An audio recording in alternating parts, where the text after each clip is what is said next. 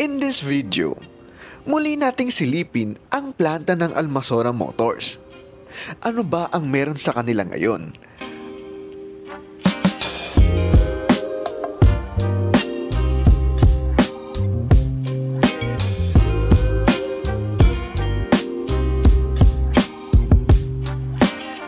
At isa sa tumawag sa atin ng pansin ay itong bagong MAN ng Victoryliner.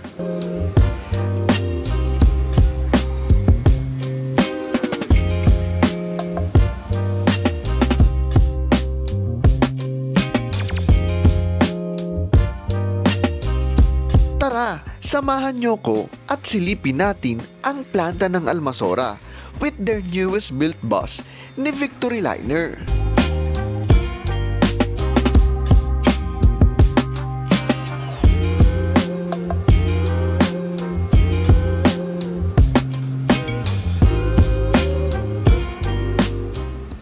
Last month, pumunta tayo sa Almasora Motors para mag-inspect ng aking pinagawang unit. Pero meron tayong unang napansin dito. Itong hulmahan ng kanilang front mass o ng mukha ng bus. As usual, sino ba ang suki nila? Kundi ang MAN. Nakilala sila sa pagbubuo ng MAN body ever since, kaya marami silang iba't ibang muka ng MAN. Ngunit, meron tayong isang napansin na kakaibang muka at mukhang bagong modelo.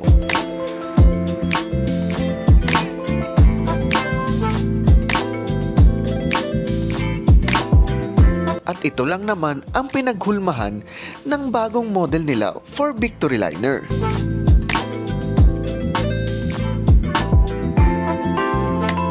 Gumamit na sila ng latest headlight ni MAN at ginawa nilang pattern ay ang lumang mukha ng MAN Regio.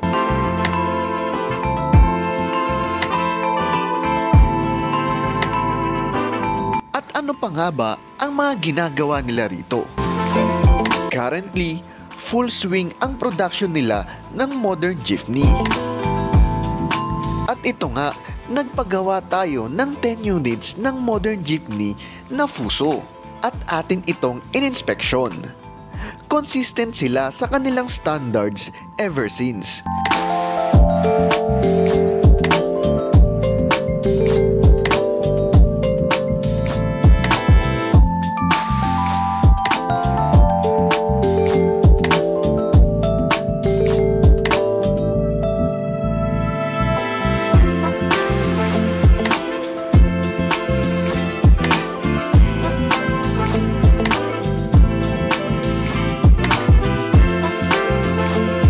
Pulido pa rin gumawa at tignan nyo naman, meron na silang ritong paint oven.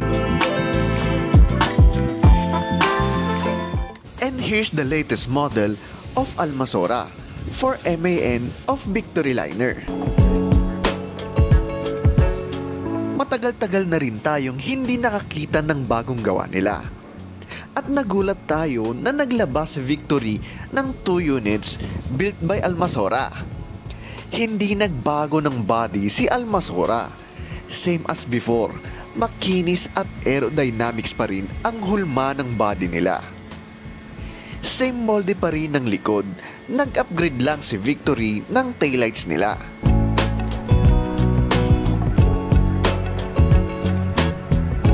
Same windows din ang ginamit pa rin nila dito. Simplicity is beauty, ika nga. Yan ang Almasora Motors. At ang ganda ng lapat ng new headlights ng MAN sa body nila.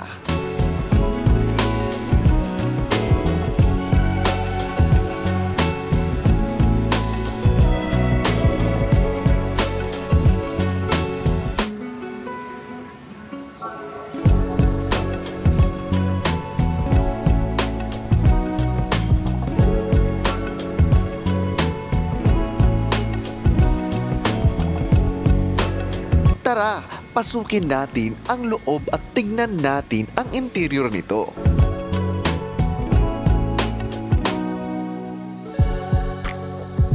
Same as before ang design ng interior nila.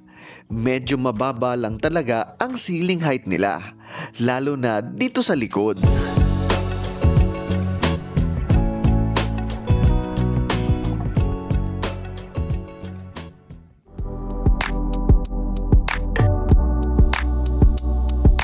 Korean seats ang ginamit ni Victory para dito sa unit na ito.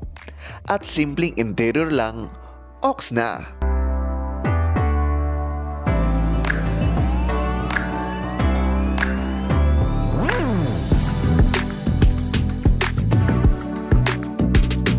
Two by two with toilet on board na rin siya.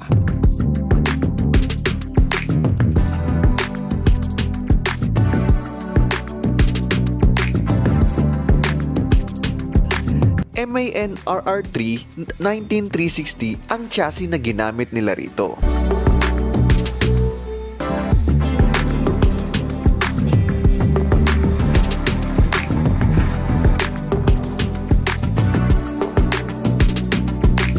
At take note, Tipmatic na rin sila. Dating ayaw nila ng automatic transmission, ngayon pumayag na rin sila. Very simple and practical lang ang ginamit nilang materyales para dito sa unit. Siguro para less maintenance na rin at wala nang halong arte.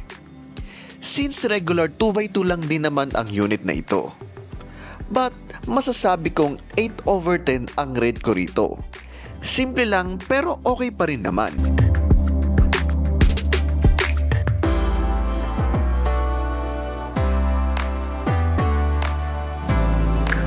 Very spacious ang legroom at komportable sa mga pasahero.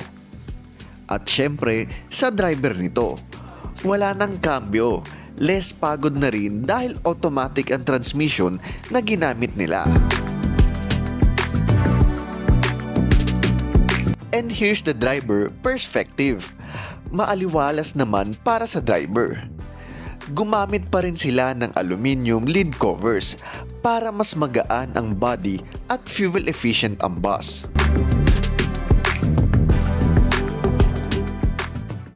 Kudos to Victory Liner and Almasora Motors for their newest buses. We hope na ito na ulit ang simula ng Almasora for the growing industry ng buses dito sa Pilipinas. Sana makakita pa tayo ng mga new buses made locally dito sa Pilipinas.